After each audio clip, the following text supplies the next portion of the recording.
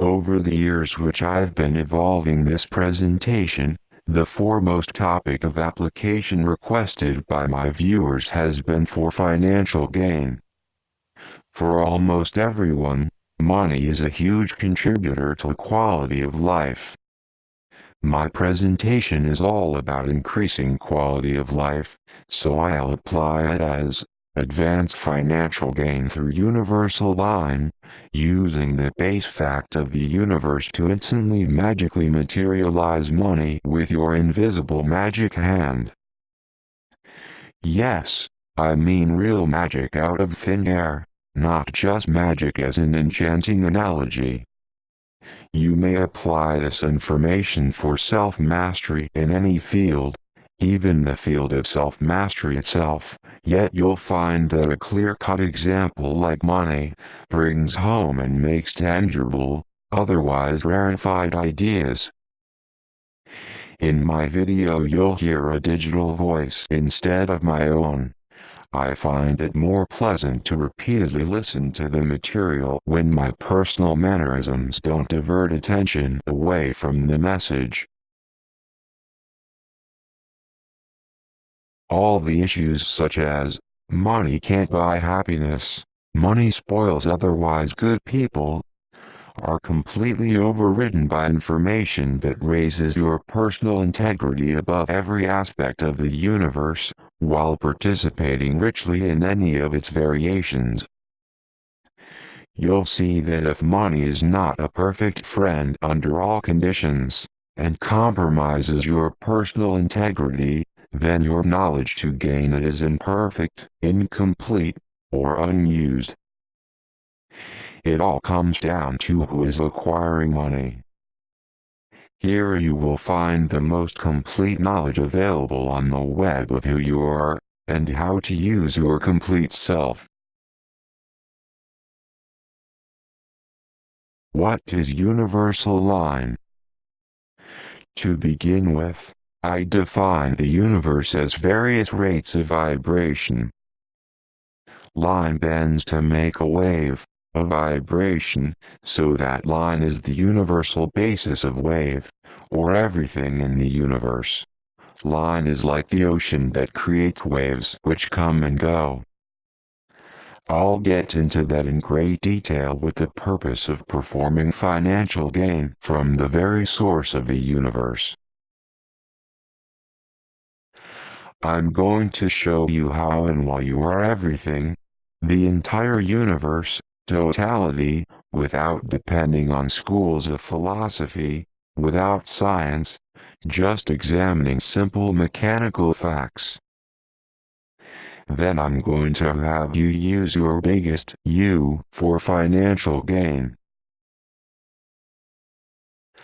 I'll make advanced financial gain through universal line more fun with lots of illustrations. You can come back to and review anytime you like. It will be a study manual for ongoing familiarity, which ultimately becomes a deep realization of practical, workable results. You'll come back repeatedly to hear it say things you didn't hear before. Points too abstract to grasp will take on practical utility. New experiences in your life will draw more from the text and you'll look at the same words in a new light. If you have any questions, you can click on the email link at the top of my text and I'll get back to you. I recommend that you slow down, think, and go over it continually until you master understanding of the material. For some, the material may seem over their head, but if they lightly follow it to the end, it should fill itself in. To proceed, I must first take you through logic-based steps to understand the first and most simple law of your universe, the most simple fact anyone could know: one thing. You'll then build detail on top of that, like building a house on a solid foundation. One thing is the first law of your universe. It will provide the basis of who you are, where you're going, and while you can take full magical control of money, at each step, you'll be able to trace your journey back to, and have it confirmed by, the simplest fact you could ever know. Even though this journey will touch on metaphysics, metaphysical attributes will be illustrated in simple mechanical ways so that your feet remain on solid ground.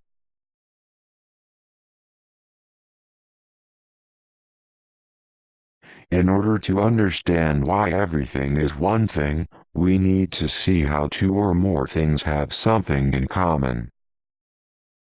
Let's look at these two bills.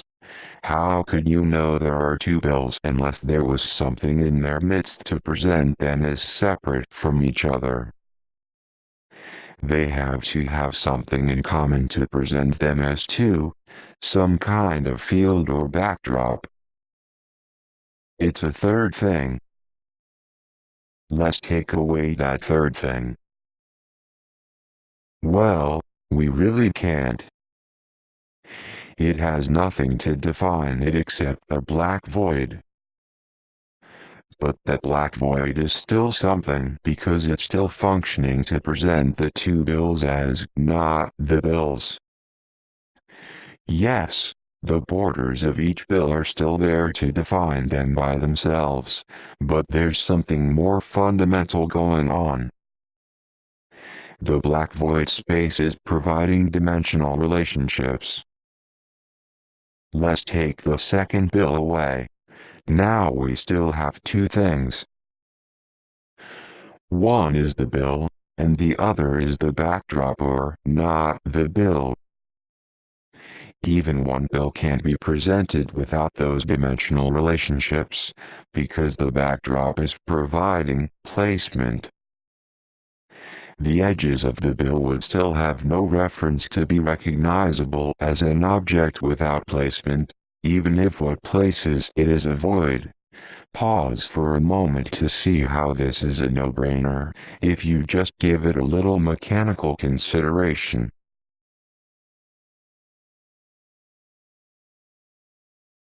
But what about thoughts?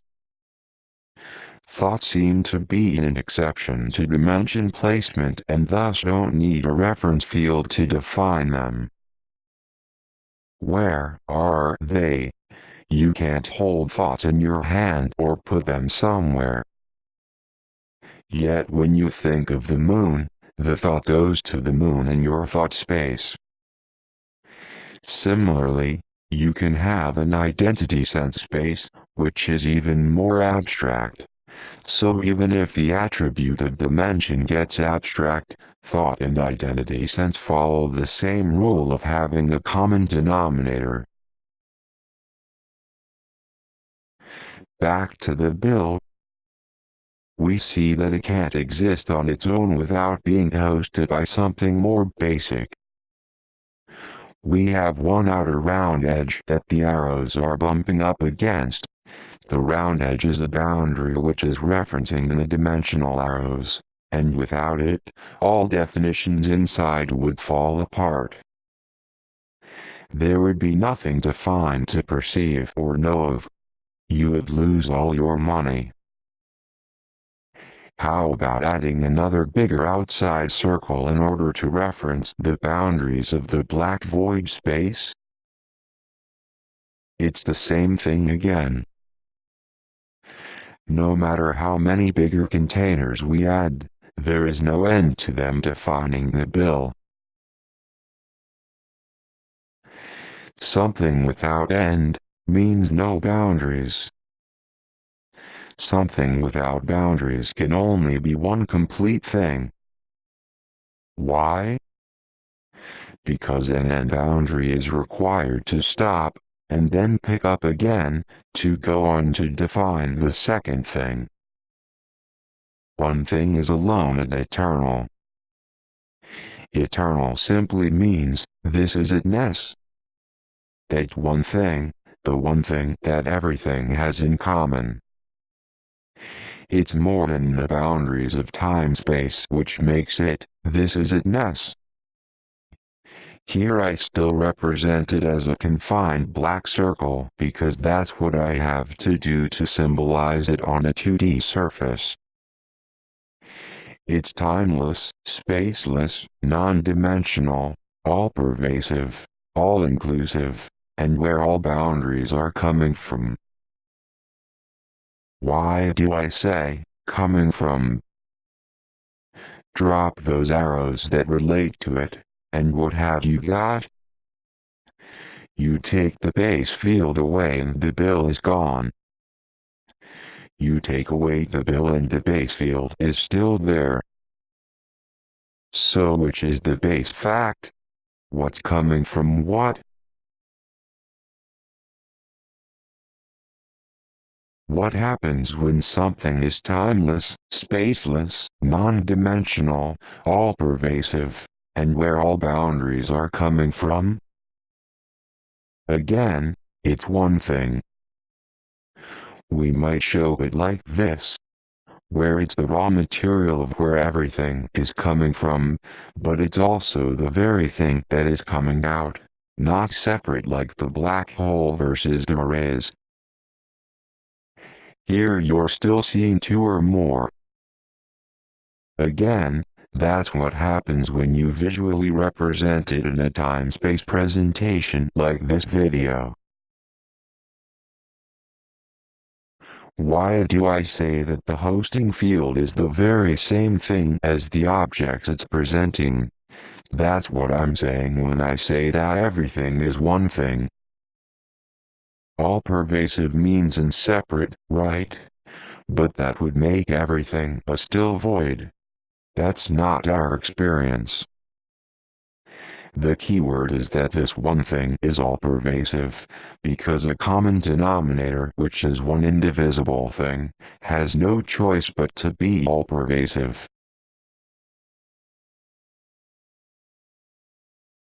So why isn't it our experience that everything is this still void? This common denominator can't be an experience. Because if you think about it, it's the one thing that completely permeates the experiencer, the experience, and the object of experience, compared to not being able to see your eyes through your own eyes. Later, when I have you act on one thing to materialize your $10,000, there will be no experience to act on, only knowing. That's why I spent all this time grounding you in mechanical facts, so that you will be resolved in knowing what's going on. Without knowing why everything is one thing, all I'm about to talk about will only seem like a fanciful story.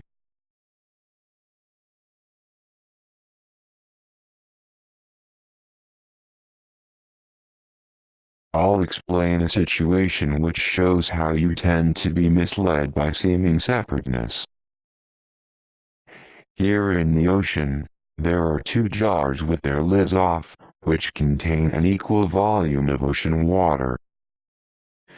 Perception in time-space says that although the ocean's body of water is one, the contents of the water in the left jar aren't the same contents of the water in the right. If you took a sample of the water in the left jar, it would have microscopic particles that are unique. And if all of the ocean's water was in the left jar, there would be none remaining for the right. If all the ocean's water was in the right, there would be none for the left. All the ocean's water doesn't fit in the jars. The ocean water in the jars cannot be all-pervasive and all-inclusive so that they aren't the one common denominator. This is normal observation in our world. Thus, the metaphysical relationship isn't adequately expressed in the ocean and jar analogy. It's not an analogy where all the water fills those jars, where each jar is an all-inclusive one thing.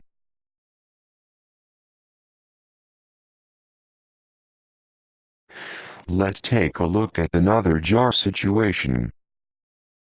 This time the lids are on. With these three jars, one is empty, one is half full, and the other is full of water. The empty one looks just like the full one.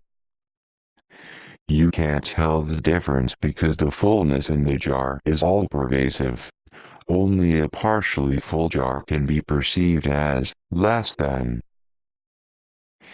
It's the all-pervasive nature of one thing that makes it so well hidden. Something completely all-pervasive is transparent to experience because it permeates everything so completely. As this endless thing is all-pervasive, it fully pervades every aspect of the bill, holding the bill singular as one thing, the one thing that everything has in common. The bill is that still silent all-pervasive one thing, and thus also the complete truth. A more detailed example are the properties of H2O. H2O, which stands for two hydrogen molecules and one oxygen molecule, come in the forms of vapor, water, and ice. H2O always remains H2O, even though its nature is to transform from and into these various states. H2O is the greater or more essential truth of water, and there's no contradiction between the two. With this you see that while the bill is the one ocean, it only seems to be merely a bill on its own with its own unique identity and experience. Here is probably the most intuitive analogy, a pan of water as an analogy of your one complete field, the universe reverberating within itself as waves. With this pan filled with water, I slowly rock it back and forth and watch the variety of waves. The waves bounce back and forth and they collide with each other, which yet causes smaller waves. The waves even sometimes cancel each other out. The patterns are unique and endless. Yet it's one solid body of water, from which no amount is added or removed in order for it to undergo internal change. Behind is a live example in a lake.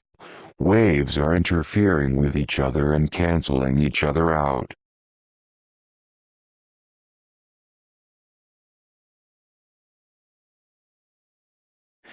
This helps us see the big picture of how you as everything are one vibrating thing. Just like the still silent ocean in waves, waves come up out from the bowl and then return to it. While you're commanding your universe for your money, you'll need to free yourself of all boundaries in order to not be bound or hung up by any aspect of vibration, that is, any aspect of the universe. You do that by acting on the fact that the bill is nothing more than one thing, just as the you who is acquiring it. It doesn't get simpler than that. This is crucial while securing your money. You'll enjoy not having to respond to or struggle with anything that seems less simple than nothing. You won't have to depend on anything less simple than nothing. You won't have to go to a place for your money which is less simple and elegant than nothing. The final common denominator of your universe is as simple as nothing. If this isn't taken into consideration when designing your life, you're skipping over the biggest fact of who you are. Nothing is neither pure energy, spirit, Holy Spirit, God, celestial light, prana, consciousness, antimatter, nor any other attribute. When I say nothing, I mean nothing. Your one thing is the same as nothing because both are without attributes. This doesn't necessarily mean isolating yourself in a dark hole to acquire money, because as you saw with H2O, all its outer expressions are also one thing. Standing out in a busy market can be viewed as one thing also.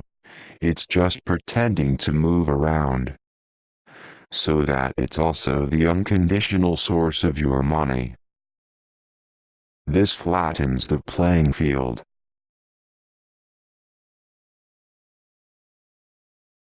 With this careful investigation, you can now know that, quote, I and my universe are one thing. Later I'll have you act on this fact for your money, since what I just showed you proves the complete truth that not only are you the fountainhead of all money, but you are that money. Right now it may seem that all this is some kind of esoteric muddle, but later you'll see how practical this knowledge is as we put it to work. In carefully worded terms, what I've been talking about is the first law of the universe, or the first law of universal line. One total thing never stops being one total thing, even when it becomes individual variations.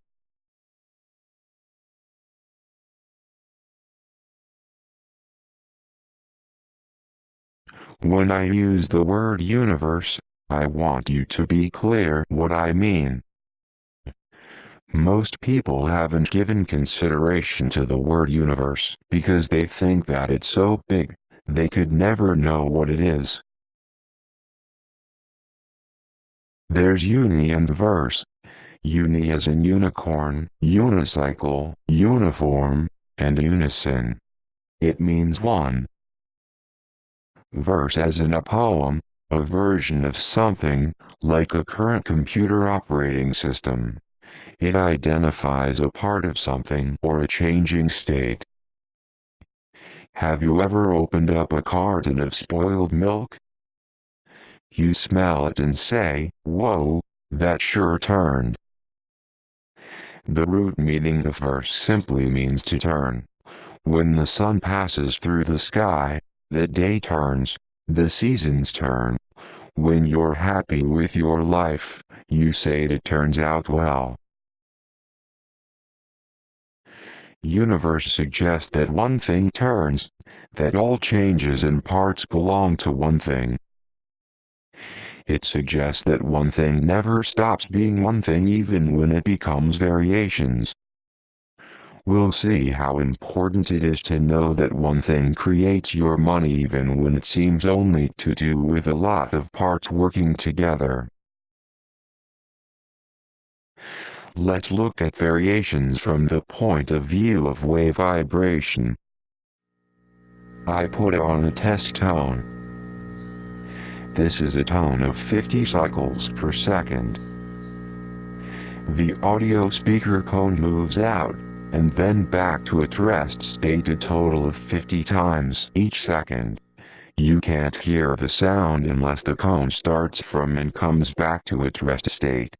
Whatever the complexity of waveforms, they all must refer back to one common denominator, which is a flat zero state, or a state without a rate of vibration. Uni is the common denominator, the speaker frame. Verse is the movement of the cone. A light source vibrates at 470 billion times a second and you see blue. The matter of solid rock vibrates at x to the x power and you can pick up a seemingly solid object. Wave vibrates even higher and you have a thought vibration about picking up a rock. Still higher, your intellect moves thoughts around. Still higher, your sense of identity vibration perceives a consistent underlying you who is the experiencer in the midst of all other vibrations that come and go. I am. A certain wavelength span occurs and a year is defined. The space between the Sun and Earth is defined by a wave that same length. Time and space are simply rates of vibration like any other attributes of the universe. It may seem counterintuitive that time is wave, but events start, are maintained, and then finish, which is the nature of wave. I'm not relying on science to verify what I'm saying, but if you want another source, quantum physics can provide details. Any aspect of the universe comes up out of a common flat non-wave state. I'll visually represent change by using this bell curve. I'm not presenting academic wave theory. This is a more essential mechanics. I'm simply mapping an impulse of an event, experience, perception, or any aspect of the universe, which comes and goes. It's either flat and still, or an impulse. It doesn't get simpler than that, so there's no theory to analyze. This is your universal flatline state. It's a state of no attributes, or no variations. Yet everything is there in a potential state which I'll talk about more later. Just like the ocean, there are two states, a still state, and an active waving state, seen as both these green lines.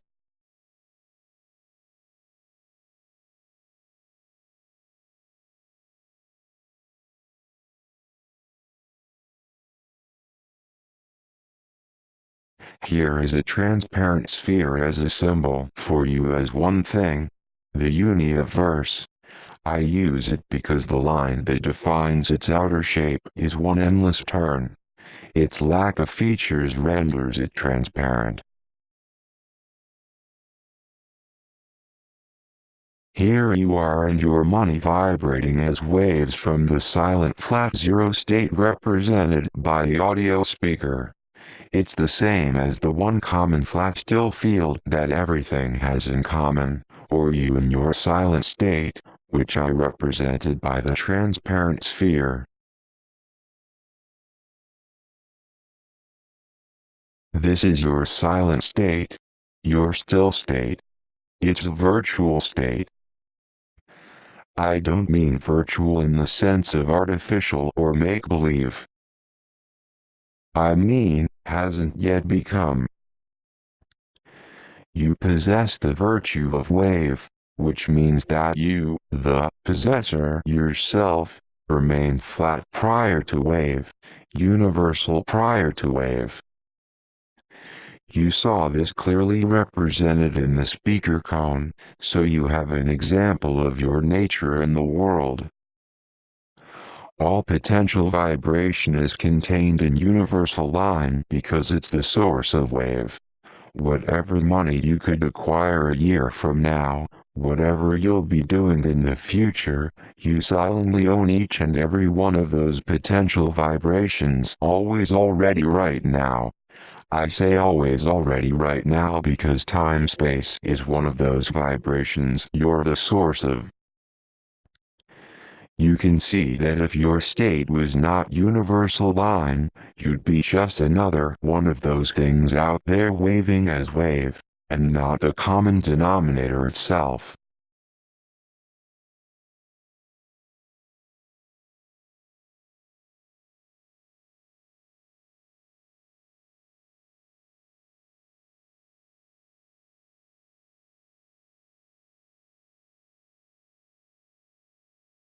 You're beyond your money and you are your money, your universal line. The concept of a non-vibration state which is virtual and from which all vibration arises is the most abstract concept imaginable. How could something which has no attributes and no vibration contain all attributes and all vibrations? It's a mind stretcher. That you can conceive of such a metaphysical non-wave state, and the simple mechanical sense behind it will suffice for the use of it. Perception of it isn't necessary for its use. In fact, like I said before, perception of it doesn't happen because it's the experiencer, the experience, and the object of experience all rolled into one universal attributeless state. Yet in a way, this universal line does have attributes. It's unbounded, completeness, indivisible, non-dimensional, timeless, spaceless, all-pervasive, stillness, and the fountainhead of all variations. These are non-variation attributes, beyond wave and beyond the field of perception. Usually attributes are a way of describing variations. Now we're going to discuss the variation or the vibration of one all-person.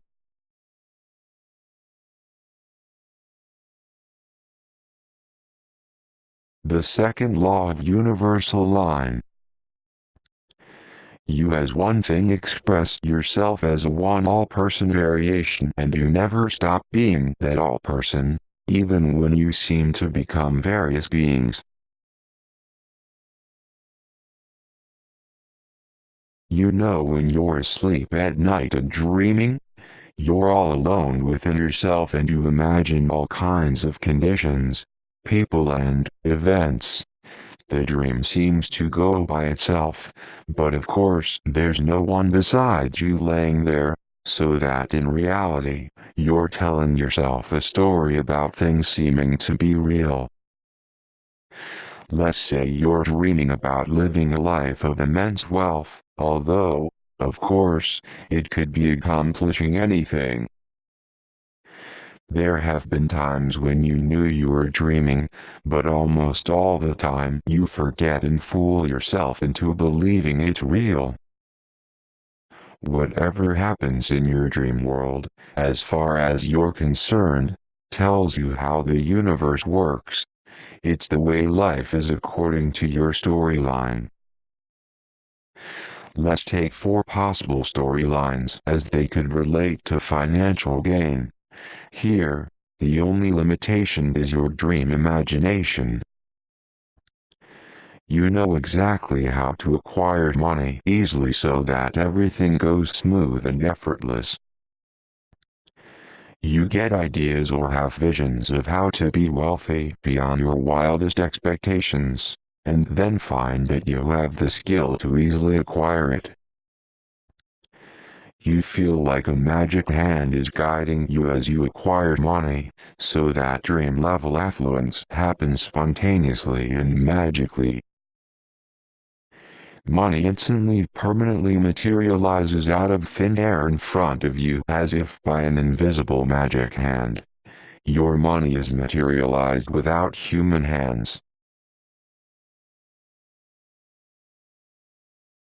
Few people's dreams have ever been that far out.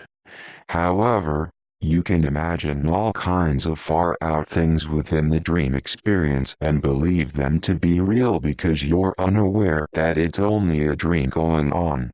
There you are, all alone, defining how your universe works, which can include any real magic or any supernatural event. What if I were to tell you that right now, here, you're all alone? There is no one else besides you as the sole commander of the universe, and all this is your private dream. You make all the rules of how the universe works because there is no other authorship besides you. Your intention is the starting point of everything, including all the vast complexities that seem to be way beyond your human mind to comprehend. Absolutely everything you do, the entire universe, comes forward instantly as supernatural magic following your mere intention.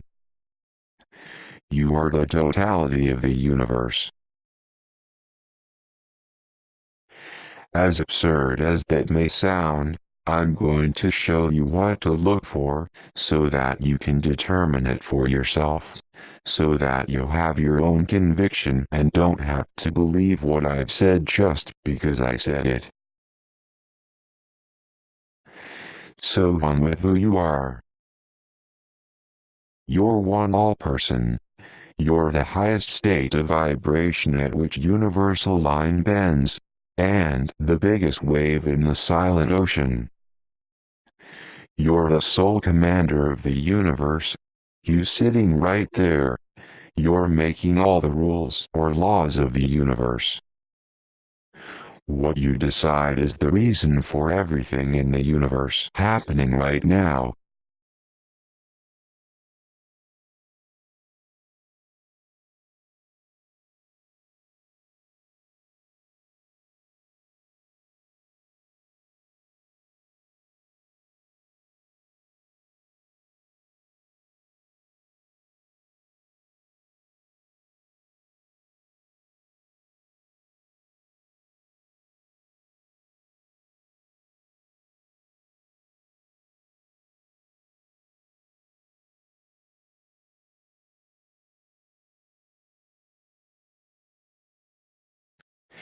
You're all alone and there's no one else besides you.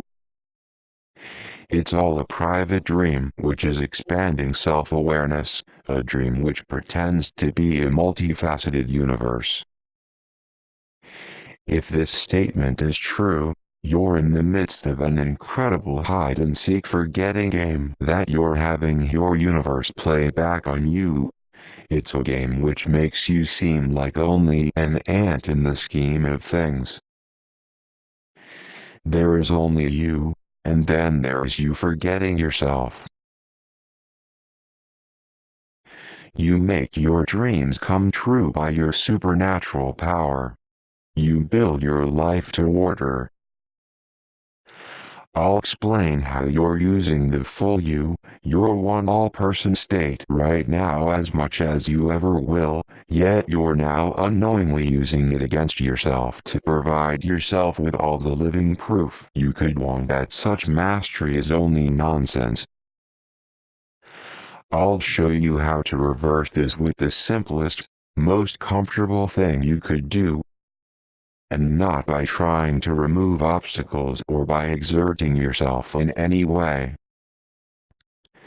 Your instructions on what to do will be precise. If you're sloppy with the instructions, or don't follow them exactly, I can't promise results. But what about everyone else? How can you be sole commander if they exist, say, like your neighbor? What if I told this to your friend instead of you? Wouldn't they learn to take control of their private dream, which includes an unreal you? Or let's say you're a friend and you both buy a lottery ticket. You both know you're one person in your private dream. Who wins the lottery? Remember, in your dream at night, other people have to seem to be real or else you wouldn't believe the dream. Asking such questions demonstrates one forgetting that they're dreaming right now. It's as simple as that. They wouldn't talk that way if they knew they were dreaming all alone, because they'd know the dream is going to go the way they direct it. I'll show you how there is only one person who is the universe, which means that he does all, sees all, and knows all everywhere, so that everyone is that person. Everyone owns all of that person because as he is indivisible, so that everyone is all of it. Owning all of that person, they all own the private dream. Because there is only one person, everyone is correlated at the fountainhead of that dream with perfect order and with no conflict between all its seeming innumerable dreams. unless he chooses to dream imagine a seeming illusory conflict. You are that fountainhead. You are the source that makes your friend seem to be able to privately own and run the universe simultaneously. I said that you're all alone because you are that one lone person. So you're not a co-creator with your neighbor or anyone else. You're all alone, no one else besides you. Co-creatorship requires you to act on a localized view of the universe for your neighbor to be a seeming reality. Here localized view is symbolized by a horse head with blinders. I'll have you more carefully examine that later. I'm saying that you're one all-person variation of line with one big all-dream. You see line bending vibrating to make all these individuals and things in the universe, but why does it, or you, remain one all individual while you become many, like one all dream? Why don't you as line just go right to a lot of individuals? And as soon as you do that, you're just one of many isolated individuals dreaming little dreams so that there is no one all person. I'll answer that in two ways. First, by examining your own nature, and second, by way of outer conditions. You've seen people speak into a microphone and say, testing 1 2 3 4. Pretend that I'm handing you a microphone. Say that now into the microphone. Testing 1 2 3 4.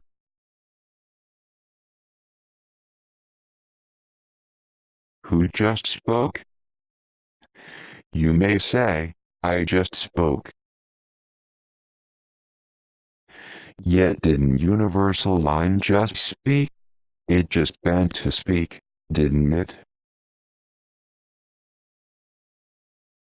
One line just bent and spoke bending into your, you vibration. That's just simple mechanics. How many possible lines are there to bend and speak?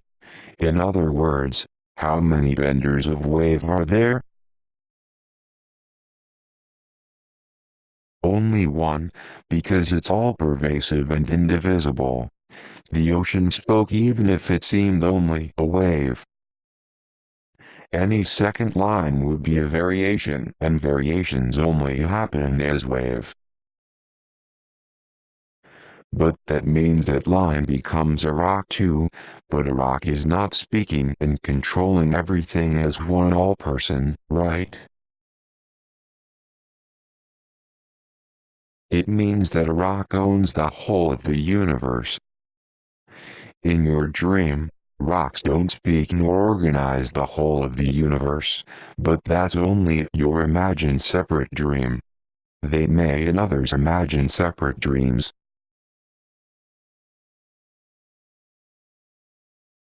What I'm saying is that because you are universal line, all the waves of the universe mechanically belong to you. You carry the entire universe around with you as a full you. How is that physically possible? Because universal line, the bender of wave, is non-dimensional and non-spatial. All of it fills any sized container. That means if you take any part off yourself, all of your, one all person is there. Every part is the whole. Remember the two jars and how the metaphysical relationship wasn't adequately expressed? Let's go ahead and fill you up according to the true metaphysical fact. You are therefore an all of it person if you exist as a person at all. Another way of saying it is that wave expresses who the bender is, and there's only one indivisible bender. Indivisible makes it separate from you. The bender is fully present and fully in charge within all waves. Simple. One thing just spoke as a who or as a you, and because wave never stops being one all line, that makes you a one all person. No matter how localized the wave becomes in its multiple aspects, you're still fully in charge and fully present. That holds you singular as one all person. All you can do to the contrary is imagine you're not that. It's so simple and so close to you, that it's the easiest thing to miss about who you are. What I'm saying here is very abstract. I recommend that you slow down and take time to carefully consider it. Consider, wave expresses who the bender is, and there's only one bender. Full me. As we put it to work later, its abstraction will become tangible. For someone who has been just told that he is universal line, it's mind-boggling for him to hear that as an ant in the scheme of things, creation of universal line, he in turn commands all of universal line. Let's look at some mechanics of the universe. At the deepest level of the ocean it's still, quiet, and dark.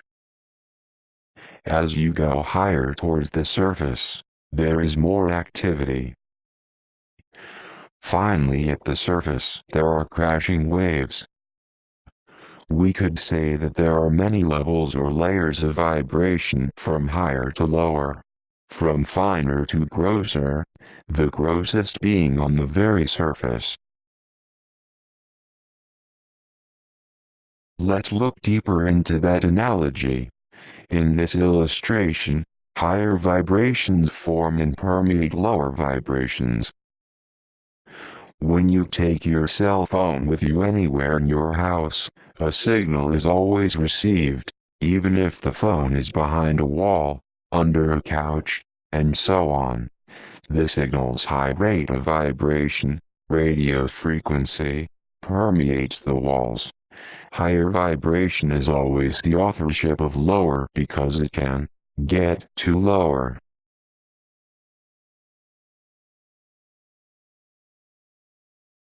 In this illustration, you see a higher vibration wave putting out multiple beings, here as fish in the sea. Recall your cell phone tower signal vibration and all the cell phones picking it up. All these fish have a central authorship in their midst because they have fishness in common. Fishness is a higher vibration that gets to all the fish. We asked, why don't you as line just go right to a lot of individuals? And, as soon as you do that, you're just one of many other dreaming little dreams. So that there is no one all person. A better question is, what is the wave that authors all these fish waves as separate and going about their own ways? It has to be a bender of wave, a collective localized bender of wave that is putting out only fish. It's fishness right in the midst of fish. Localized means it's not putting out seaweed, cellos, or shoe polish, only fish. It not only remains line like line does with everything else, but it's a higher vibration that uniquely organizes the divisions and activities of fish right in their midst. If there are multiple individualized vibrations, like fish, There has to be a higher but still somewhat localized authorship wave that specializes in organizing the fish's unique divisions and activities. A somewhat localized authorship that specializes is what I call a person. Why? It has a personality different from other local Bender organizers. Here is a 19th century fairy tale book illustration. It's a bit coarse or primitive, but it gets the point across. He's the king of fish, or more accurately, the god of fish. He's the one all fish operating under an even higher, more universal, less localized vibration. Your cell tower signal information properties are not just about you alone. Your universal line not only puts out a fish wave to make a single fish, but puts out a more pervasive and inclusive central fish wave concerning all the activities and structures that multiple fish have in common. Just as there are separate fish, there are separate overseer waves for each different category of creature. Stop and think about what's been said here. See if what's been said about waves' hierarchical properties makes perfect sense.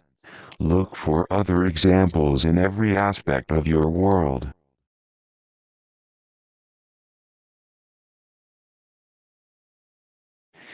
The structure of the localized overwave looks like this. His personage is the bell curve and his personality are the waves on that curve. See how the single fish wave and collective authorship wave are combined in one turn. To the multiple fishes, that means they can realize that they are the god of fish. Let's continue to trace back vibrations to less and less localized until we get to the highest and therefore a final personality.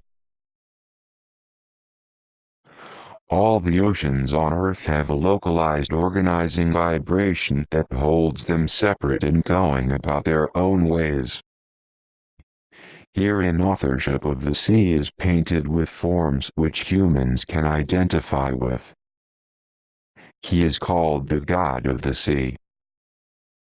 Look how he's holding a sphere as I showed you, as if he knows from where he came. All the planets have a localized organizer for them too. Here, John Singer Sargent painted your deity of planets. Go out further to our solar system, stars, galaxies, and so on. The final highest vibration will be a central all-inclusive overorganizer just before flat non-wave universal line. Almost all people have never had any reason to carefully examine the authorship structure of wave from local to overall. Here is your opportunity to do so. See how this relates to the $10,000 bill and the black background as its source. Yet you have to open yourself to metaphysics because these personality vibrations are not physical material like the fish or the stars. Meta means that you are beyond your creation. If you have eyes, there are less localized over eyes. If you have a me sense, there's less localized over me sense. If you're a person, there is a metaphysical one all person in your midst. Every major civilization has had advanced individuals who glimpsed various metaphysical levels with their higher vibration eyes. Quote, "Then I saw the 7 angels who stand before God, and 7 trumpets were given to them. As line is no thing, no attributes, how can it speak? and thus wave itself as one all-person? Line can wave itself and speak, because it's the non-variation aspect of pure intelligence. Pure intelligence is the raw material prior to being intelligent. I'm not saying universal line is intelligent. Intelligent requires a form. Think of still pure intelligence as the formless raw material which makes forms intelligent. Waves express intelligence. The bender is intelligence, the wave is intelligent. The first thing you as pure intelligence do, the first thing you do out of your quiet virtual state when you vibrate, is become conscious of yourself. You are then consciousness. With that, your I amness. You have a sense of identity and say, I am. You also say, I am intelligent. That's you, line, bending as wave. Remember that I said there are two yous, a silent state which is a virtual state, and an active vibrating dream universe. With that, your vibrating, I am, proceeds to, now I become. And the universe takes shape. People often respond to this with, but I'm still a little limited me. Where are my one all-person attributes that are as wide-ranging as the whole universe? What good does it do me to know about them if I'm still a little limited me and don't experience them? Your perception is the basis of the evaluation that you're still a little limited you. I'm going to show you that perception doesn't change the structural reality of your one all-person presence. Not only that, but a reduced perception need not stop you from using that presence and putting it to work to materialize instant magical money like you as one all-person do. Perception relies on comparing differences within a localized field. Here is an illustration of light and dark flooring tiles. Perception will have you believe that tile B is lighter than tile A. Watch me drag B over to A. Now that the comparative shadow field is not associated with B, you find out that it's the same as A. This phenomenon not only applies to objects, but to thought, intellect, and your sense of identity. A tells you that you can't be it because you're a different color. But after you get wise, you say, I'll be darned. I am universal line. It was only perception's conclusion that convinced me I wasn't. I'm going to have you act on unchanged mechanical facts that underlie your perception's conclusion. You'll act on them because you know why your perception alone is not a valid basis to act on.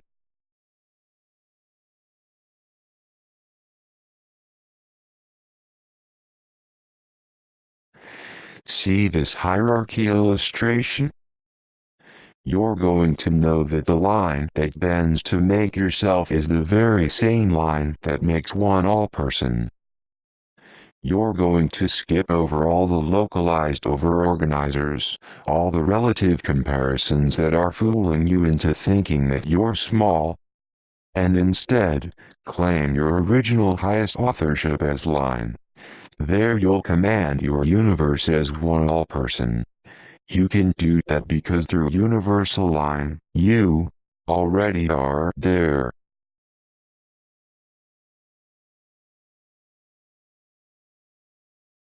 How exactly does it help you to better acquire money when you know you're the one all-person form? 3 words. Completed authorship integrity. Authorship integrity means that you express perfect choice and sufficient supply.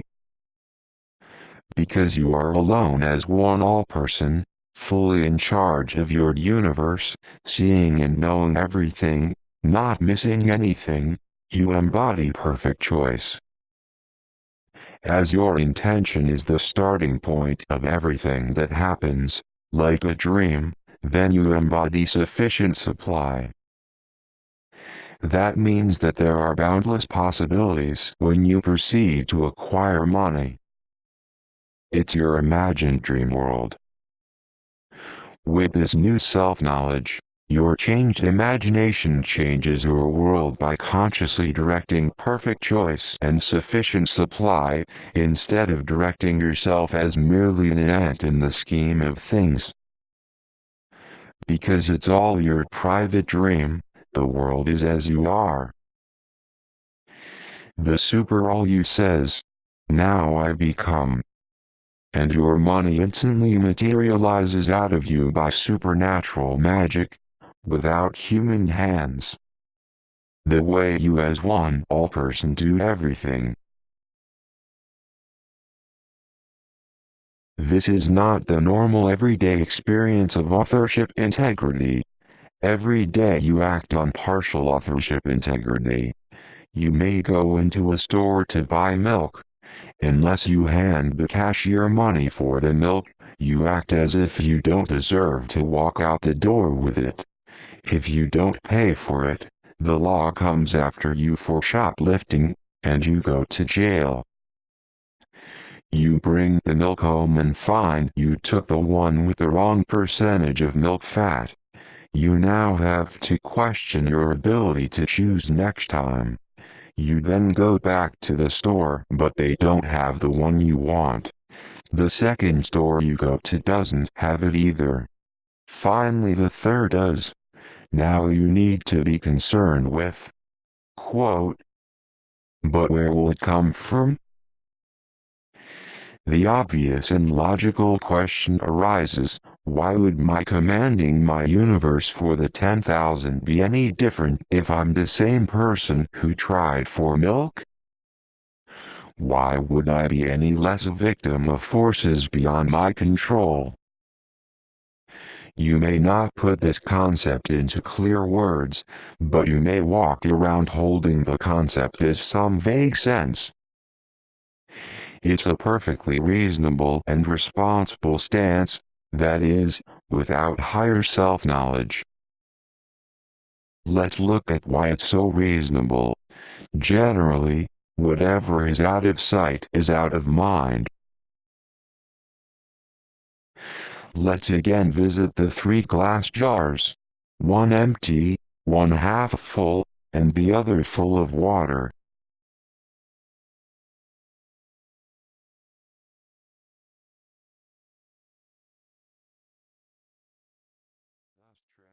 They perfectly relate to defining complete authorship integrity because authorship integrity is all-pervasive and thus transparent. Recall that whatever is all-pervasive is invisible, thus out of sight and out of mind.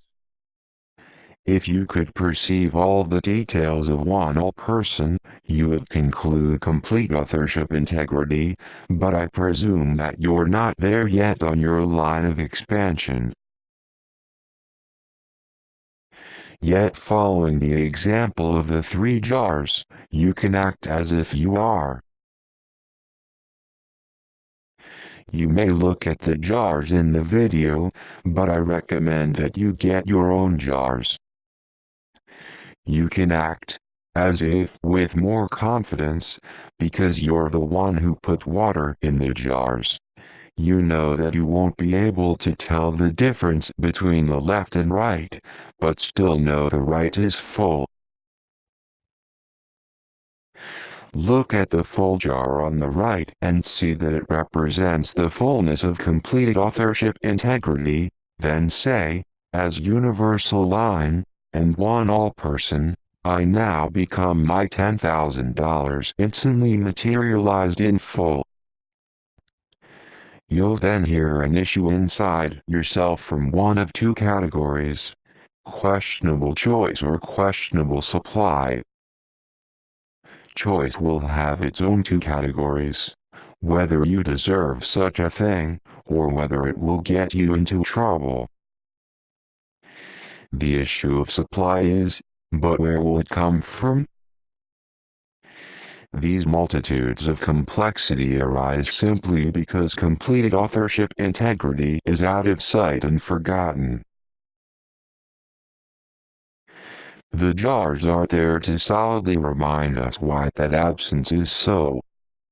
Why it's equally reasonable that it's not able to be seen or experienced.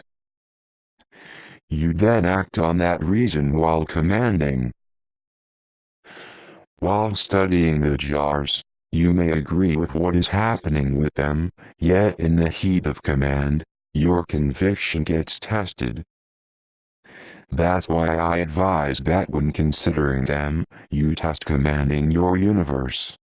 The act of command draws out the knowledge and stabilizes it in applied practical action. We'll try it now again. This time when you look at the jars, take the most convenient outer action, which is physically speaking the words, "I now become my $10,000 instantly materialized in full."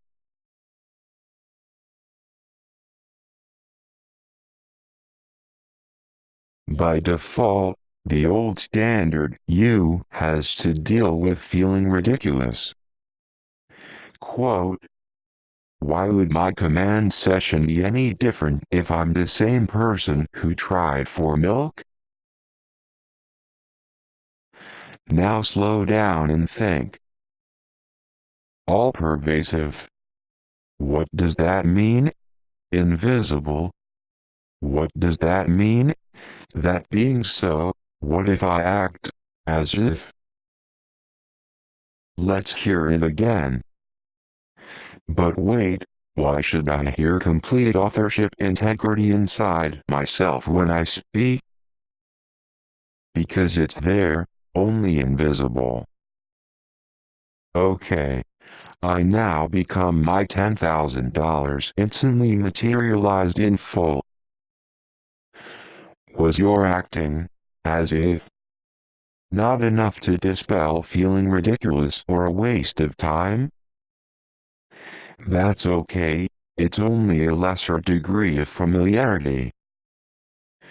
Pick up the full jar and feel how heavy it is compared to the empty jar, yet how looking at both of them produces the conclusion of sameness. Is the jar analogy too simplistic for such as sophisticated cosmic magical performance? Let's look and perform it again. I now become my $10,000 instantly materialized in full. The instant after you speak your command, gaze at the jar and hold that gaze as if it has something to tell you. Look at the full jar and don't try to relate it to the abstract concept of completed authorship integrity just yet. This is taking baby steps as needed. After a while of doing that, introduce the abstract concept of authorship integrity. Doing this is not unlike learning how to drive a car. It's not realistic to expect to jump on the freeway the first time out. Now watch yourself feeling ridiculous and wasting your time. Was that going to non-deserving again? Go ahead and experience it fully to be mindfully aware of what you're doing.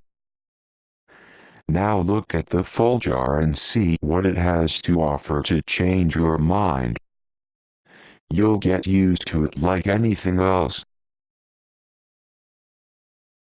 If it was, quote, "But where will the money come from?" Do the same. Or, quote, "Maybe I'm doing something wrong, or I'll get in trouble." Do the same. When you get wise to what's going on when you feel ridiculous or that you're wasting your time, you're much less likely to accept acting like an insignificant ant in the scheme of things. Look at the jars. Quote, what does that full jar, even though invisible, mean? Quote, authorship integrity? How is that invisible? Quote, if it's fully present for me to act on now, how come I don't experience it? This is using your faculty of intellect to fill in waves that were cancelled out by other waves. Consider doing this for an hour instead of the hour you would have spent gossiping with your next-door neighbor. We'll talk more about waves later. There's a time where it's rewarding to carefully consider, but later we'll also talk about an instance when it's best to go beyond your intellect and do the simplest, most comfortable thing you could do. One all-person means your body is the all of the universe. You know, see and do everything everywhere forever. I just proved you're one all-person, so where's your body, your eyes, and your mind that knows everything all at once? You see how you own this big thing, but it's not your experience. You only see, say, 20 feet to that wall. The thing is, that your one all-person body is all-pervasive.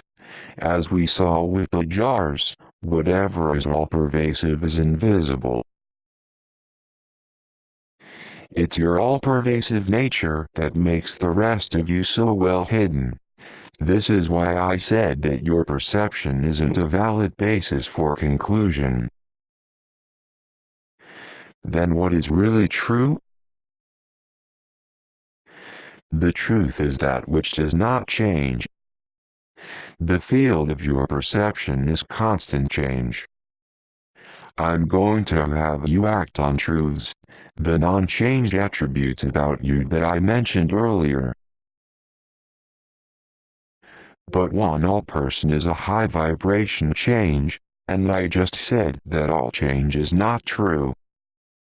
So I'm saying that one all-person is not true?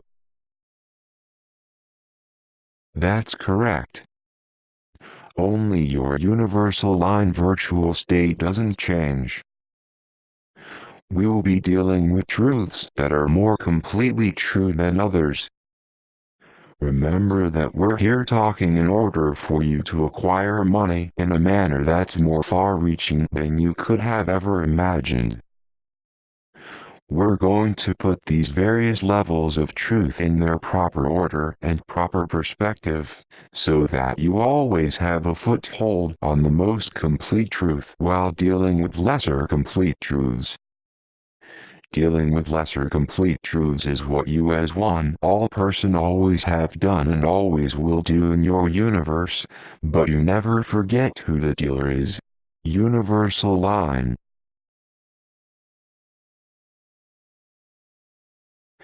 Let's look at some of these various levels of truth, or what we could call a hierarchy of wave aspects.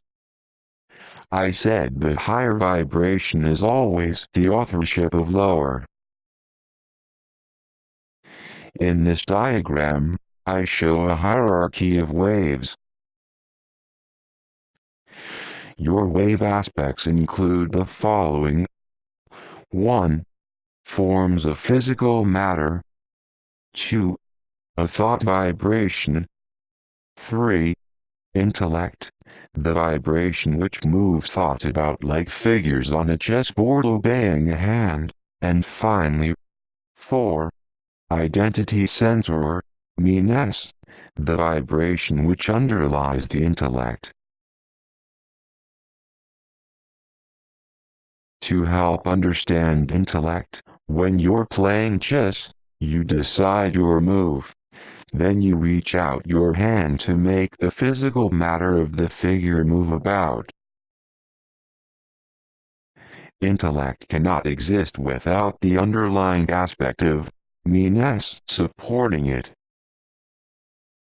Me-ness cannot exist without the presence of flat universal line to bend. In your private dream, physical matter cannot exist without the underlying aspect of thought to give it shape.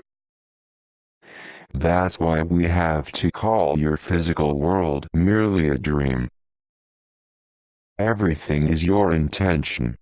Intention is the mind activity or mental image, which is the starting point. Mental starting point means not made real yet. Mental activity not made real yet is referred to as imagination or dream. When you know this, you're inspired to change the dream and you're not intimidated by something seemingly fixed. If you need more money, instead of going to the bank, you simply change your mind and change your dream. Then, there it is in front of you. Without line, without your common medium at the most basic level, the highest level, just beyond the highest vibration, everything else below would fall apart. Line has to always be there and it doesn't stop being a line of pure intelligence just because it seems to bend. When you go to that place within yourself that calls yourself just a little limited, me, you forgetfully use your authorship integrity to isolate yourself in a little box. Your world then takes shape, or maintains the shape which you originally put in motion. It's just the way things are, you say. It's then that you only see 20 feet to the wall and not more. This brings us to your third law.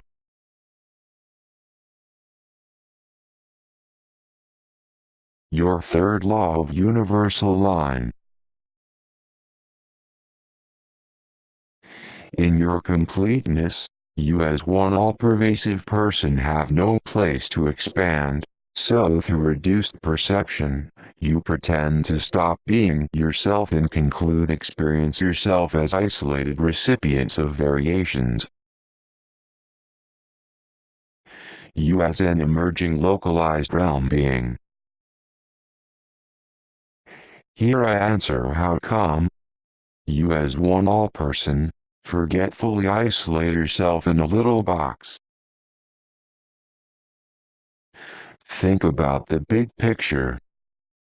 As one all-person, you see all, do all, and know all forever. You're completed everything everywhere all at once. Where do you go to become something?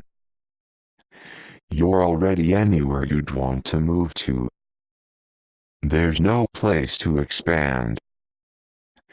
Your only option is to pretend you're less than you are, so that you're not everywhere all at once. Then is your opportunity to move from lesser to greater. In your complete, already there field, like the pan of water, all you have to do is cancel out some waves of perception which me-ness acts upon. Remember when I rocked that pan of water back and forth and you saw how waves canceled out other waves? That's how you cancel out areas of perception so that you only see so much of yourself to conclude about. And pretending, you say, I'm not there yet. Then the hide-and-seek adventure begins. This can only be pulled off because your nature is all-pervasively transparent. With shut-down perception, you can come to all kinds of conclusions about who you are and what you can or can't do. You say that you can't create money out of thin air. You say that you are only a little insignificant, me. In this illustration, you shut down your perception so that you as an individual will conclude that he's only an ant in the scheme of things. Here I use the symbol of a horse head with blinders to represent you as an individual.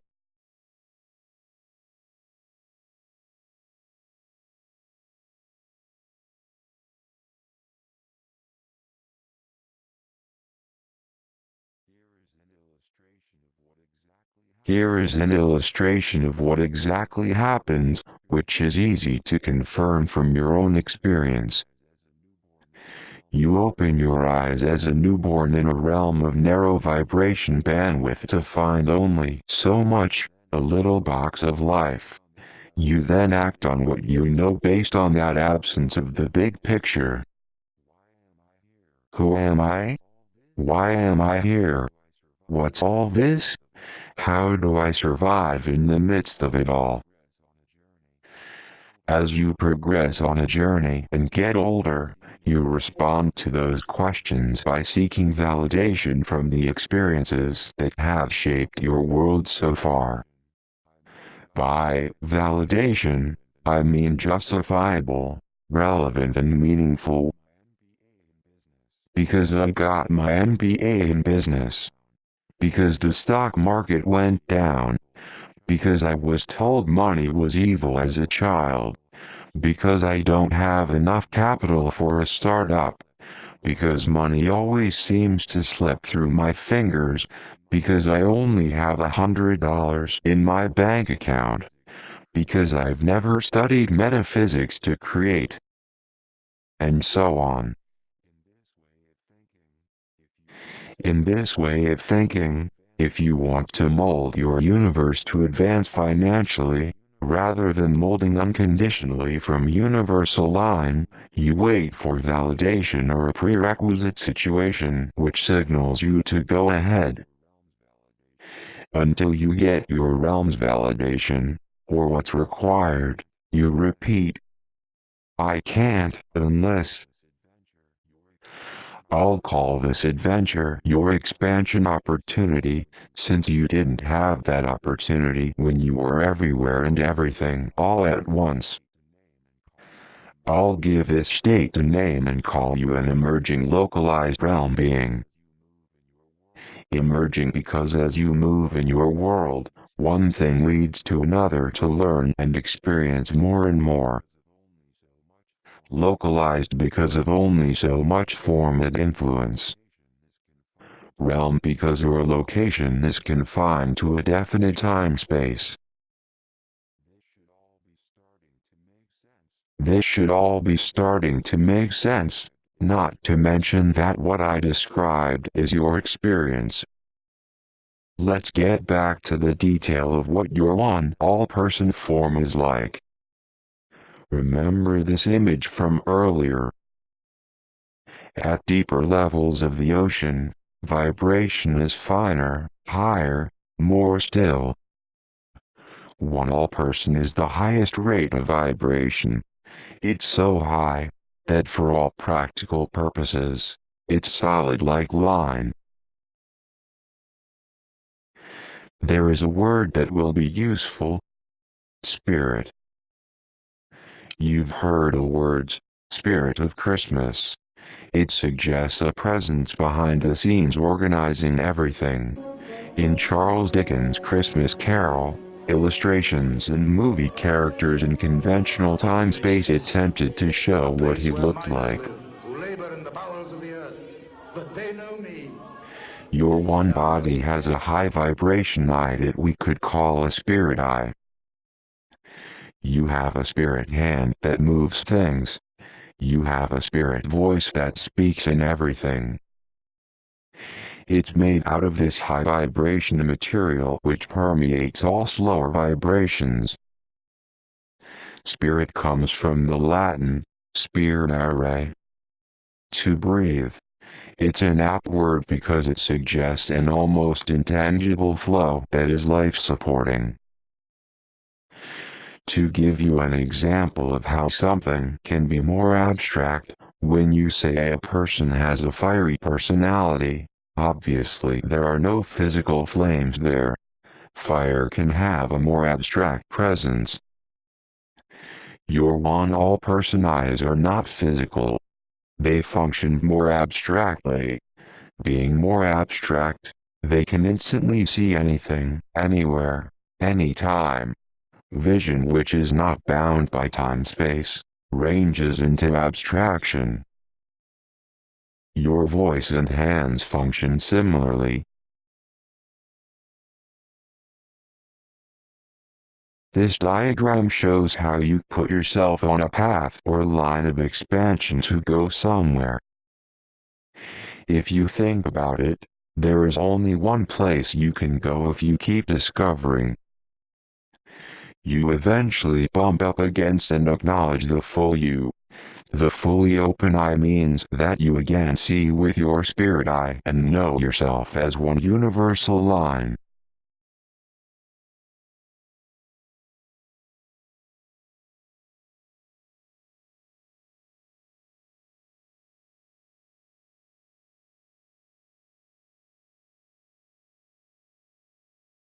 What body form do you have when you're, say, halfway there? In what manner do you acquire money halfway there? That depends on choices you make in your dream. You may remain in human form and perform vast ranges of the universe. Yes, that's possible. You can dream any possibility.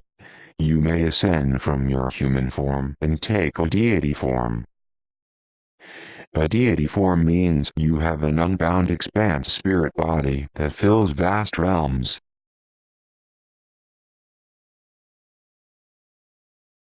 You may choose to oversee and organize lesser beings who wish to acquire money. You inspire and guide them. By the way, the root meaning of the word heaven is an unbound expanse. Here are more images throughout history which helped convey this idea. In academic painting of earlier centuries, people accepted the idea of celestial hosts. Such images were commonplace. Museums and official buildings had paintings or sculptures of you in those forms to identify the hierarchy of authorship in the universe. Architecture, art, and music of that time was characterized by order, symmetry, formal design, grandiosity, and elaborate ornamentation. It came out of the ideology that the universe had a beneficent hierarchical order permeating the material world that was worthy of adoration and exaltation. Architecture's Greco-Roman roots used these elements to house temples dedicated to the gods. Its intricate craftsmanship, marked by repetition and precision, was a reminder of hierarchical order. Later these elements came to house political institutions and even commercial trade. Grand styles were taken up in America by the 19th century robber barons of the Gilded Age. For them it was another way to express boundless optimism, but it ended up mostly displaying conspicuous consumption that cast a shadow over forms of hierarchical integrity. Today it represents commercial, political, and ideological oppression to most people. People will rediscover that deity is their own inner nature and not some external system of determinism that treats them like pawns. They'll again celebrate the perfect order and excellence of their inner nature with grand orderly material monuments. Your pendulum swings both ways according to the collective needs of people's lines of expansion. It will return bigger and better. Again, these deities are what I mean by localized over-organizers that hold lesser entities as separate in their own ways. When you're an overseeing lesser being than one all-person, you could be defined as residing in a god kingdom. You've been called spirits, angels, celestial beings, archetypes, gods, devas, deities, providence, and laws of nature. This is the hierarchy of beings in your universe. In today's technological culture, most people are only comfortable associating these images with obsolete mythology and foolish superstition. But now you're getting a practical, sensible, mechanical explanation of what gives you an invisible magic hand for the sake of your financial gain. In Vedic literature, your universal line is called Brahman. Ancient practices such as transcendental meditation speak of bringing you to Brahman. Both Brahman and one all-person are embodied as Lord Krishna. Be careful not to overemphasize your cultural flavors unique to the time. If you find yourself becoming intimidated by the concept of deity, remember that it's still your private dream imagination. Like everything else of high vibration, they are the part of you unseen. There are many details I could get into about the hierarchy of beings in the universe, but our priority here is to get you to create financial gain beyond your dreams. You can email me later with any questions or check out the document on my website. The hierarchy of beings in the universe and how they relate to your human life. How do you perform financial gain when you're all the way on your line of expansion? You materialize money as the Supreme Almighty being at the very highest vibration. The only difference between now and then is acting on perception's conclusion, since you never stop being that. Say you get there and you're sitting on the throne as the Supreme Almighty being. How about all the other beings in the universe? They're on a line of expansion to get there too, right? When your next being in line is ready to replace you as Supreme Almighty, you merge into your flat non-wave again to come up everywhere as everything. The cycle of Supreme Almighty back into universal line and then out as emerging waves again into Supreme Almighty is your biggest wave. You experience that your Supreme Almighty state is an illusion, not real. Only that which doesn't change is real. Only your flat non-wave no-thing universal line is real. While you merge into that state, you're again alone to know that you're not really going anywhere, nor are you losing anything by again coming up out of no-thing into expanding realm beings. To you, nothing has changed. Keep in mind too that when your high vibration is approached, all individual dreams merge as your singular dream. What does that mean? It means that as soon as the next evolving being is there to replace you, his experience of a dream separate from you merges into your one-all dream. His experience then becomes that he is dreaming one-all dream. Before then, he took the opportunity to act as if his dream was one-all dream, which I have you do, even though it was not his realm being experience. You may not think you need to know these delicate points, but I'm explaining them here to show how pervasive and consistent are the simple mechanics of wave and universal line even within the most lofty metaphysics. Here we're talking eons of time and expanses of abstract space that are beyond your imagination. Because the universe is eternal, there is plenty of time for everyone to do everything they do. Okay, I'm really getting out there, but it's good for you to see the biggest picture which almost no one on this planet knows about. You'll see how this information assists your financial gain because you need the biggest picture under your belt to be confident enough to magically acquire big money. Getting back to your feet on planet Earth.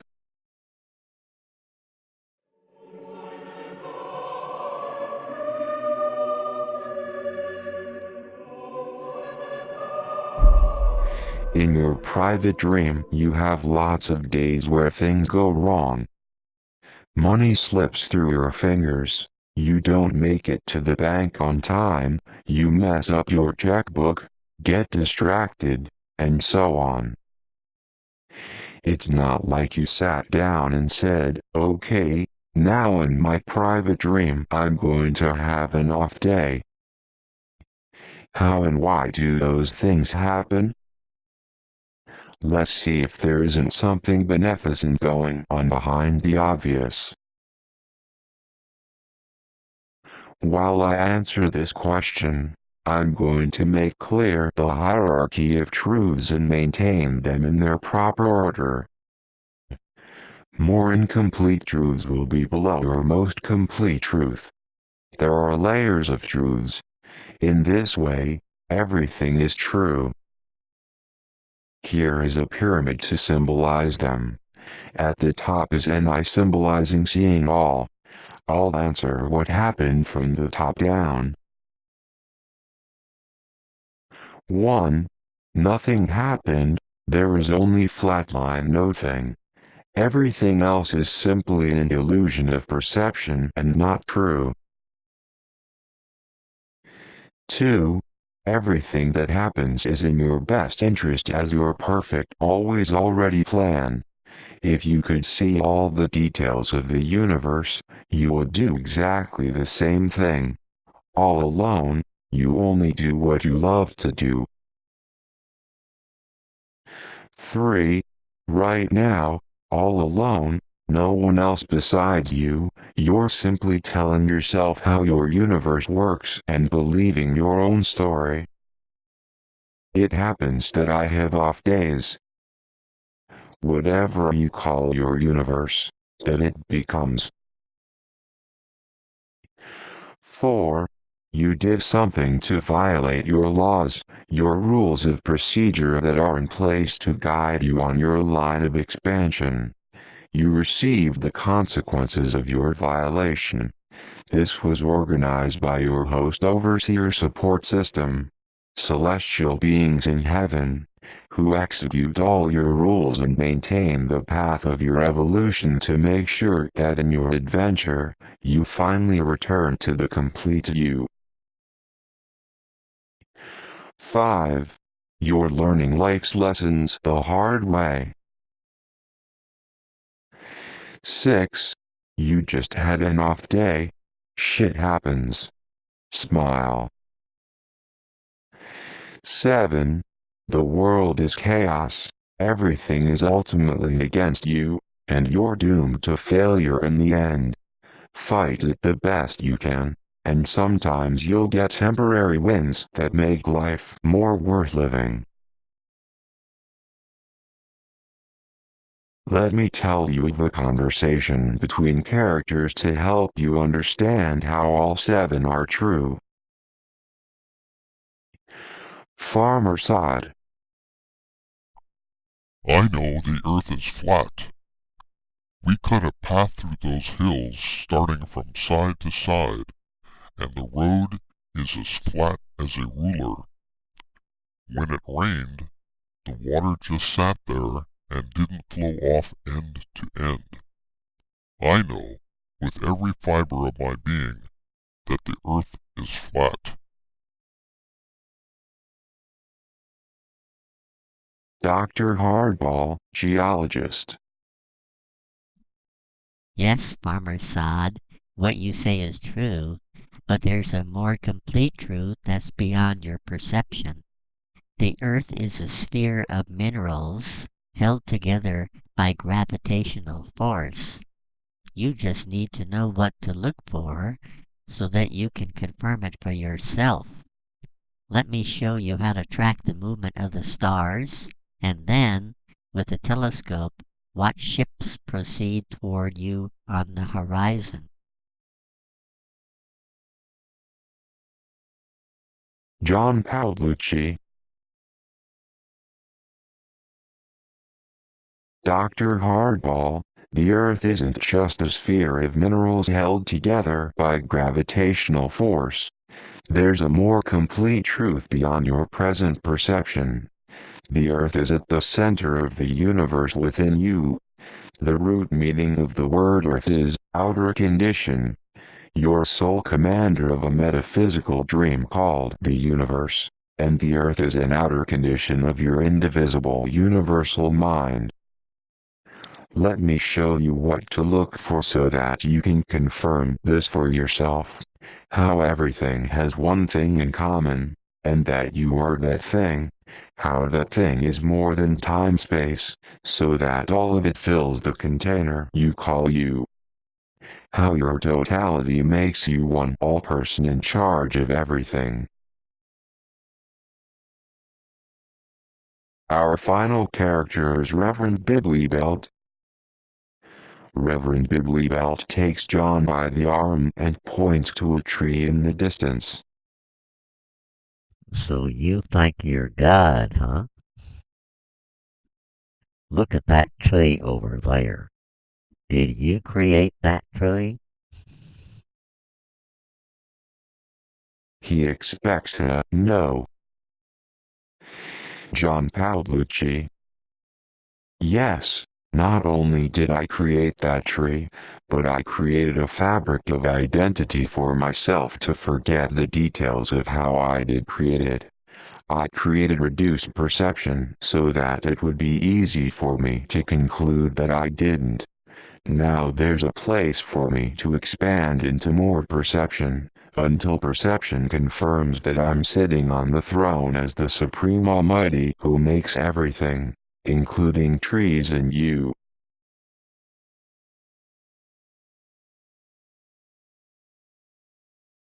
Here's another example. Let's return to and review the H2O example, which stands for 2 hydrogen molecules and 1 oxygen molecule, coming in the forms of vapor, water, and ice. H2O always remains H2O, even though its nature is to transform from and into these various states. H2O is the greater or more essential truth of water, and there's no contradiction between the two. Normally, when you speak of water, you don't say it's hydrogen-oxygen.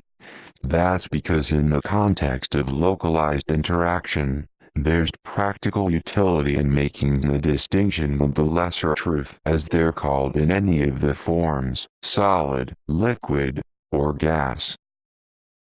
If there's ice on your windshield, you'd prefer that someone tell you it's ice, instead of telling you it's H2O.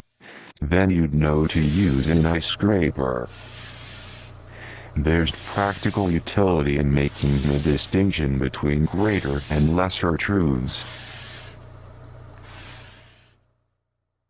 Right now in your universe, your place is to remember that you are the one complete you, and to act on that by magically materializing money through expressing directly from your universal line.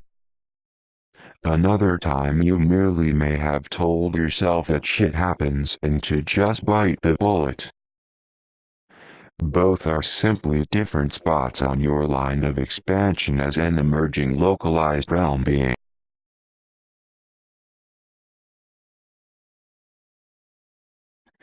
Your fourth law of universal line. As isolated recipients, you seek events to know who you are, what will happen, and what you can do. With that, you use your one-all mind to seemingly prove whatever you find. The adventure begins. Creatures who have limited perception are quite predictable. An insightful experiment was performed on a type of fish called a pike. The fish was placed in an aquarium which had a glass divider that separated the pike from a dozen minnows, which were on the other side of the aquarium. Minnows are the pike's favorite tiny meal. The pike didn't see the glass when he repeatedly tried for the minnows.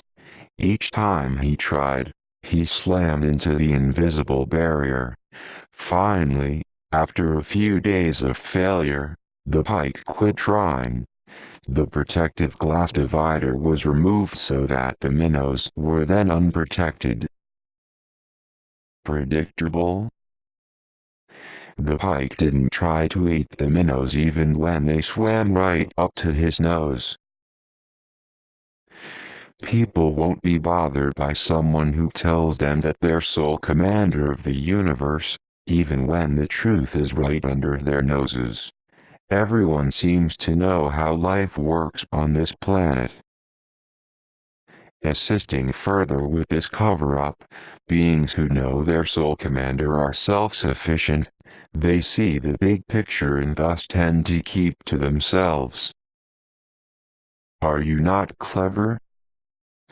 Give yourself a pat on the back for this clever and monumental hide-and-seek game that you play on yourself and your world.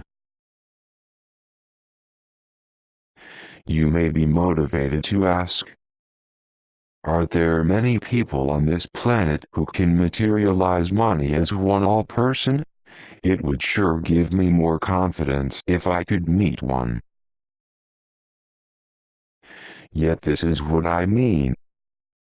You look to your world and the people in it to confirm whether or not it can be done, whether it's true or not. If you look in that direction, you're likely to confirm only what you already know about life.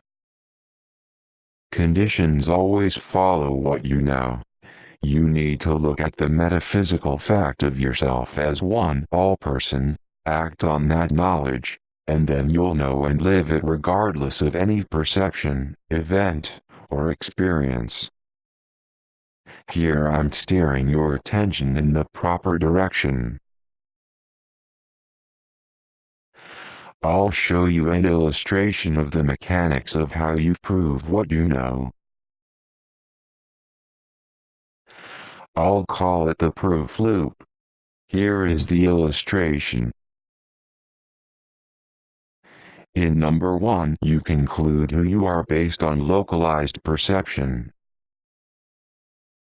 In number 2, there you are holding the microphone speaking, one all-person whether you know it or not, as a localized realm being. You intend to gain financially. In number 3, you perceive what's available in your world to gauge your success, both your inner faculties and outer conditions. The brain image symbolizes how smart or skilled you are. There you are with your wallet to look at. It's just the way things are. In number 4, your conclusion is taken as a command. Look at the vacuum cleaner hooked to the hinge. I put it there because conclusion as command is taken automatically by virtue of your sole commander status. It involuntarily sucks up your conclusion and takes it as a command. This pulls down or conditions your command as you can see in the hinge and the arrow turning red. Without that conditioning, your intention to gain financially would go straight through and be instantly materialized. In number 5, the command is processed as your one all-person dream, the ocean waves itself. Then in number 6, localized results in your dream world prove what perception told you. There's no such thing as magical money. So there, you used your full power as one all-person, your one all-mind, to prove that, quote, I cannot. Then back you go to number 1 and further confirm who you are based on new localized perception. This holds you in a little box of life.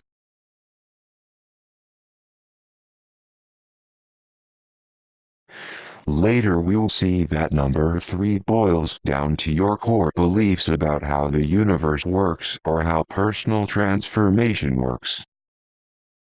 If the ocean refers to wave, a core belief or dream story, your pure intelligence no-thing state is the last thing you're left with, just prior to processing how your money materializes. This isn't just a high abstract philosophical statement, it's a hands-on function to take hold of, which determines your wealth. Give yourself a pat on the back for this clever and monumental hide-and-seek game which you play on yourself and your world. It's airtight. I said, the adventure begins. Is the adventure over when you get wise to the game?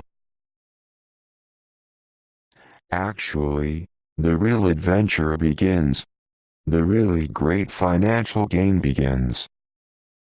Let's look at your fifth law. Your fifth law of universal line. A time comes to discover your hide-and-seek game and re-establish your identity. Even without the perception of one all-person, you use your one-thing state to act as if you were not missing. You go ahead to command your universe from your one-thing state. Perception, experience, and events then flow fondly. Eventually you know and do everything again. Here is the illustration of your biggest wave again, but this time with more details. From flat non-wave no-thing, you divide yourself into many beings. The first major landmark on your journey is what I'll call fond flow effulgence. The word effulgence means plentiful fullness on the move. This is where you know who you are so sufficiently that you dream a private dream as one all-person. FFE is defined as flowing from one fulfillment to the next with no gap, loss, lack, or restriction. You completely enjoy your desired amount of money, and when you're ready for more, you immediately go on to your next dream amount. Anything you want is materialized instantly, spontaneously taking imagination to reality. FFE is fully managing your life with both line and wave, or acting as a cosmically aware realm being.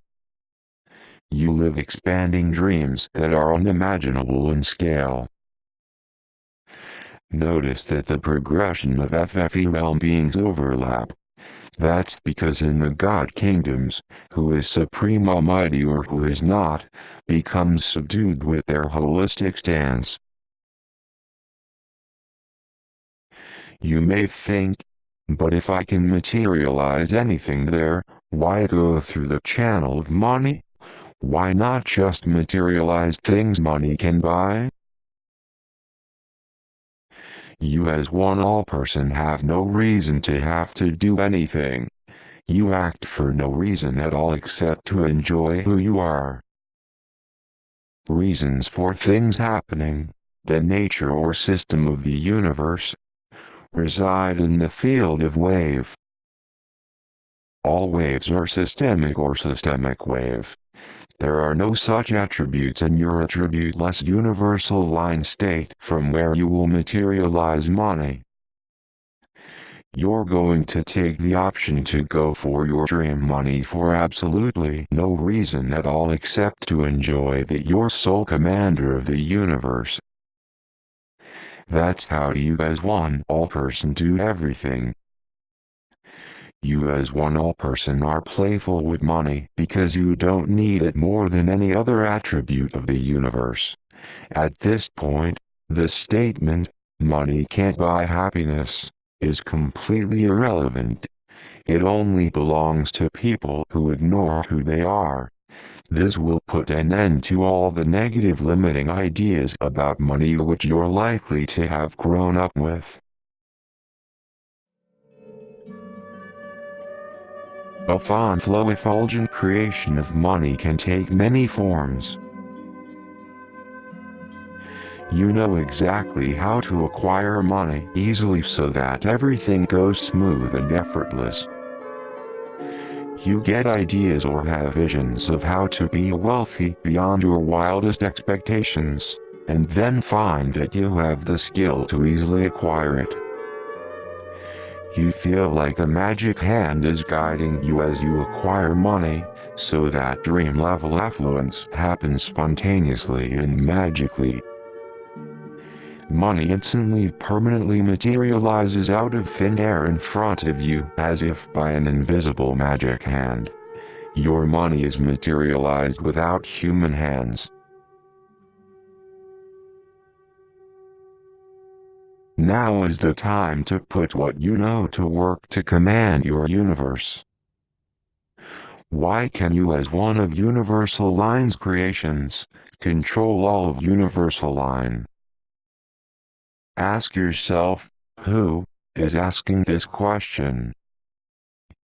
How is it not the bender of wave, Universal Line, pretending to be a creation? If it's a creation asking, then all of Universal Line is asking. If all of Universal Line is asking, then the point of view of one of its creations is completely irrelevant in order to answer the question. All of Universal Line just answered its own question, because one thing is indivisible and all-pervasive. Quote, simply being Universal Line, I now become my $10,000 instantly materialized in full, is what comes out of the mouth of a seeming creation. Only Universal Line, pretending to ignore itself, is what stops its creations from controlling all of it. You're going to deliberately use your silent virtual state to command your universe. From there you'll magically produce your financial gain. Just as all person does, you'll have your intention. We'll call it your command content of attention. To do this you pay no attention to the way things are in your realm. You're treating your intention truly as a dream. There are no rules, because you're the rule maker all alone within yourself. There's no one to wait on for approval. To decide on the amount of money you would like, simply ask yourself, how much money and in what form would it be if I were all alone, there was no one in the universe besides me, and all was my private dream? Go for that amount. As you have seen, for the sake of an example, I've chosen the round number of $10,000. As any form of money vibrates, it comes up out of your universal flat non-wave state, exists, and then dissolves back into nothing faster than you can see. It's gone. That means that its high vibration is making it constantly appear and disappear right now out of thin air as if by magic.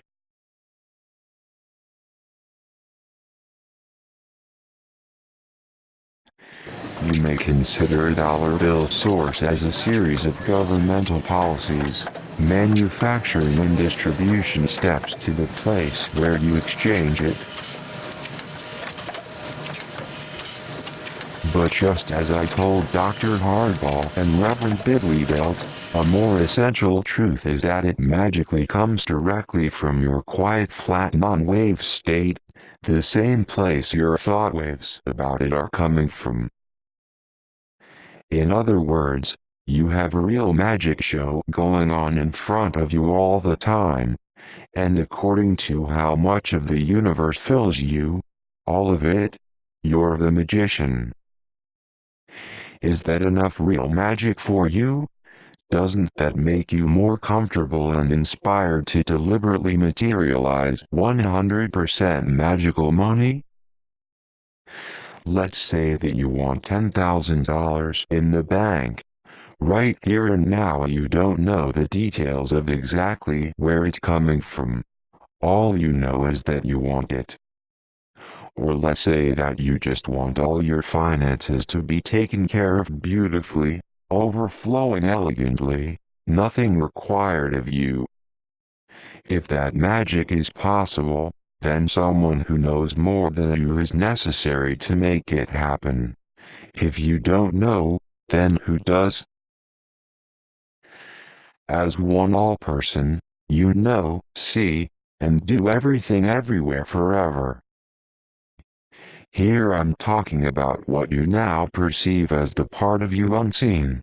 You know the details of exactly where it's coming from or how it's happening before you as an emerging localized realm being even get the idea to want it. You gave yourself the idea. Remember that there is only one voice no matter how many individuals there seem to be. It's your voice who both wondered and said it's possible. Just like before when I handed you the microphone, go ahead and say it. I know the details of exactly where it's coming from. You just informed yourself that you, all alone, could acquire the money that your seeming person who calls himself only me couldn't. Could. But how do you know you actually will? Because you are the only one who can decide you can. There is no one else, so you simply claim your status and go ahead. Knowing that you're all alone in your dream, you would never ask, but how do I know I actually will? Doing so is acting like a thirsty fish in the sea. What if you dream that you, as one all-person, knows how and where the money comes from and that you do it now? Does it make any difference what you dream? Is it any different from dreaming that a toothpick appears in your hand? Both don't depend on any kind of real world, do they? There's no absence represented by universal line. If an attribute of absence, such as, I don't know how it's possible, is staring you in the face, you're looking to systemic wave, not the universal line of that wave. You're looking to what, not who. Remember that what follows who. The full you expresses yourself as, I am. Only then do you follow with, now I become. If you put what before who, you're putting the cart before the horse, or putting the drywall up before the studs. You'll feel lost in your magical money idea. Let's say as an analogy, that what produces magical money is a chemical reaction of your skin to salt water. There you are in the ocean, that is, line never stops being line so you're it. You can move around, make waves or respond to waves all you like, but it makes no difference because the source of your return is the water's contact with your skin, not any movement, wave. So what do you do? Simply know you are the who. That is, the silent ocean, to magically materialize your money.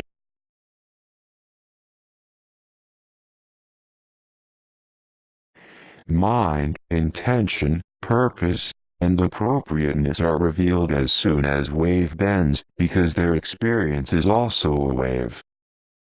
Your universal line state is perfect choice and sufficient supply without any attributes. In a virtual way, you can search for attributes in order to validate what you can do, but you won't find them in one thing, the ocean, because it's both the experiencer and experience rolled into one without distinction. I told you that your universal line virtual state is the most abstract, most mind-bending thing you could ever know of. Your authorship integrity has nothing to do with any attribute. You simply are that. So if you want it, there's nothing to do but to know you are that, and then go on to express it. This is it.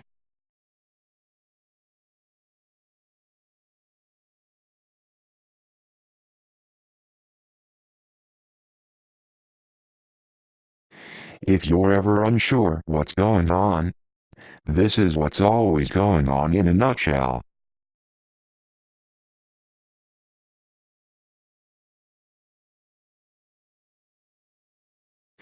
In part 2, I accommodate the possibility of a very real experience, that you cannot seem to command your universe directly despite your best intentions. I'll do that with what I call remedial procedures. Now you may go to the part 2 of 2 video.